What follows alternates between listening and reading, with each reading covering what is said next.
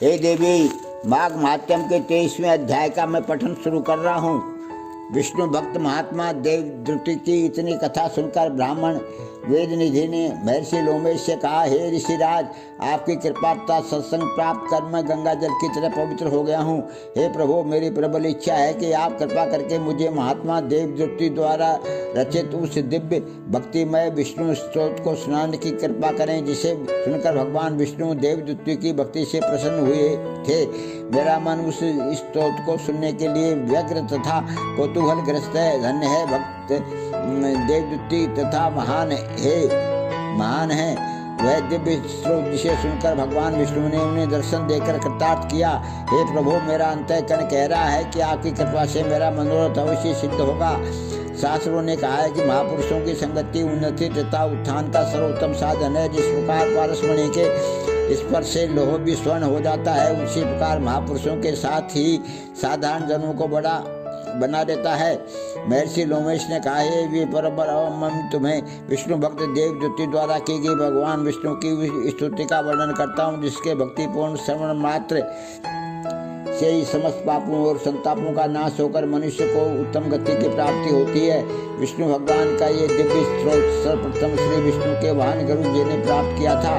तत्पश्चात ये स्त्रोत उनकी कृपा से मुझे प्राप्त हुआ। तुम विष्णु स्त्रोत को अच्छी तरह याद कर लो। हे देवादि देव सर्वेश्वर, आपके श्वासों द्वारा अंकों सहित सूत्रों और उक्तियों सहित महान वेदों का आविर्भाव हुआ है। हे परम ब्रह्म गुणातीत अवर्णनीय विराटाकार ब्रह्मांड नियंता, आपको ये मेरी छोटी सी स्तुति भला कैसे प्रसन्न कर सकेगी। हे प्रभु, आपकी विराट महानता के सम्मुख ये अत्यंत लघु है। हे प्रभु दया सागर, शरण दीन हितकारी, केवल आपकी भक्ति में भाव विभोर होकर अनन्य भक्ति भाव के वशीभूत होकर मैंने ऐसा दुस्साहस किया है।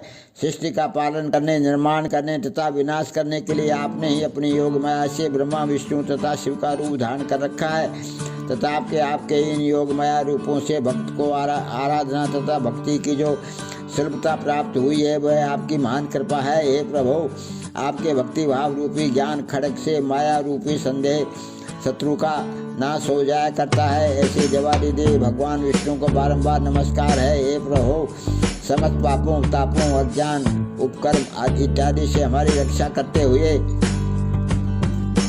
हमें दीर्घायु सुख समृद्धि एवं सद्गति प्रदान करें तथा सदैव अपनी भक्ति एवं कृपा बनाए रखें। भगवान की इस दिव्य स्तुति को सुनाने के पश्चात महर्षि लोमेश बोले, हे विप्रवर, जिस दिव्य स्तुति से प्रसन्न होकर भगवान ने भक्त प्रवर देवद्रुति को साक्षात दर्शन तथा अपनी अतुल भक्ति प्रदान की थी, वह संपूर्ण स्तुति मैंने भगवान की दया प्रेरणा से आद्योपांत सुना दी है। हे दिव्य श्रेष्ठ स्तोत्र का भक्ति सहित पाठ करने वाले मनुष्य को अश्वमेव यज्ञ के समान पुण्य फल प्राप्त होगा। इस पावन स्तोत्र का पाठ करने से ब्राह्मणों को आत्म विद्या का, क्षत्रियों को ओज व तेज का, वैश्यों को धन समृद्धि विस्तार का फल प्राप्त होता है। इसका पाठ शूद्रों को भी सुख यश तथा सम्मानदायक है। ये संपूर्ण पापों का मंगलों का नाश करने वाला है। इस स्तोत्र की महिमा बतलाते हुए महर्षि लोमेश ने आगे कहा, देवद्रुति रचित इस स्तोत्र का पाठ करने से रुग्ण व्यक्तियों को रोग मुक्ति अर्थात आरोग्य एवं स्वास्थ्य लाभ प्राप्त होता है। निर्धन व्यक्तियों को दरिद्रता दूर होकर संपन्नता प्राप्त होती है। संतानहीन तुल्यों को संतान प्राप्त होकर वंश वृद्धि होती है। दासों को स्वतंत्रता प्रभुत्व एवं अधिकार प्राप्त होते हैं। राजाओं को विजय तथा योगियों को भगवत भक्ति प्राप्त होती है। हे दूसरे जो मनुष्य इस स्तोत्र का एकाग्र मन से भक्ति भावपूर्वक पाठ करेंगे, उनकी बुद्धि आचार विचार धर्म व्रत नियम संयम दान तप सदाचार इत्यादि से प्रवृत्त होकर उन्हें सुखी धार्मिक और निष्पाप जीवन गति प्रदान करेगी। यदि एक बार भी इस स्तोत्र का भक्तिपूर्वक पाठ कर लिया जाए तो शुद्ध अंतःकरण सहित निष्पाप और शुद्ध आत्मिक स्थिति प्राप्त होती है। हे मुनीश्वरों, संपूर्ण स्वस्थ जीवन तथा समस्त आदियों व्याधियों के शमन के लिए प्रत्येक व्यक्ति को इस स्तोत्र का नियमित पाठ करना चाहिए। इस स्तोत्र के पाठ करने से सद्बुद्धि, लक्ष्मी, यश, कीर्ति, मान, ज्ञान, विवेक, संतान, ऐश्वर्य, वैभवता, उत्तम धर्म फल की प्राप्ति होती है।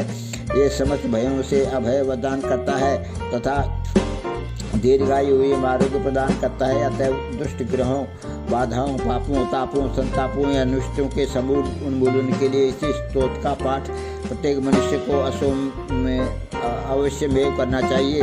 जो मनुष्य भक्ति भाव सहित इस स्तोत्र और इस अध्याय का पाठ करते हुए देवादिदेव भगवान विष्णु की आराधना करते हैं, वे समस्त पापों और दुखों से मुक्त होकर श्री भगवान विष्णु के लोक को प्राप्त करते हैं।